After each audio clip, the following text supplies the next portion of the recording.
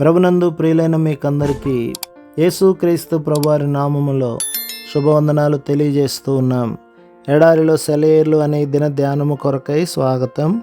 November 15. అత్యధిక భారము వలన కృంగిపోతిమి. కొరింథీయులకు రాసిన 2వ పత్రిక 1వ అధ్యాయం 8వ వచనం. క్రీస్తు శక్తి నా మీద నిలిచి ఉండు నిమిత్తం.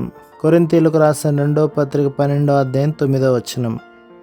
పెనూయేలు దగ్గర విధేయతతో యాకోబు దేవునికి సాష్టాంగపడినప్పుడు అన్ని వైపుల నుండి ఆపదలు అతన్ని చుట్టుముట్టేలా చేశాడు దేవుడు. ఇంతకు ముందెన్నడూ లేనంతగా దేవునిపై ఆనుకునేలా అతన్ని చేయాలనే దీన్ని జరిగించాడు. ఆ ఆపదల దారిలోనే యాకోబు విశ్వాసంలోనూ దేవుని గురించిన జ్ఞానంలోనూ విశారదుడైనాడు.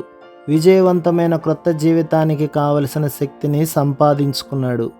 దేవుడు దావీదును బలవంతం చేశాడు.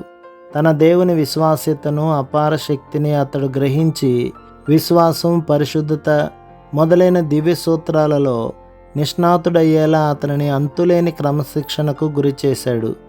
ఇశ్రాయేలుకు రాజయ్యే యోగ్యతను పొందాలంటే ఇదంతా అత్యవసరం. మరి పౌలు అస్తమానం ఎదుర్కొంటూ వచ్చిన విపరీత విపత్తులే అతనికి, అతని ద్వారా సంఘాలకి నా కృప నీకు చాలును అనే దివ్య వాగ్దానపు అర్థాన్ని బోధించగలిగాయి.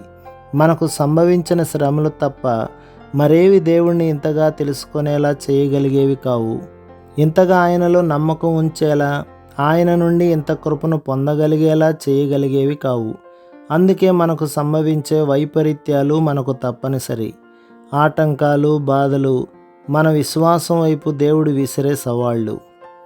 మన విధి నిర్వహణలో ఆటంకాలు ఏర్పడినప్పుడు వాటిని మనం విశ్వాసపు పాత్రలుగా గుర్తించి వాటిలో క్రీస్తు శక్తిని, పరిపూర్ణతను నింపాలి. ఆయన మీద ఆధారపడి మనం ముందుకు వెళ్తే మనకు పరీక్షలు ఎదురు కావచ్చు, ఓర్పు అవసరం కావచ్చు. కానీ ఎట్టకేలకు ఆ అడ్డుబండ తొలగిపోతుంది.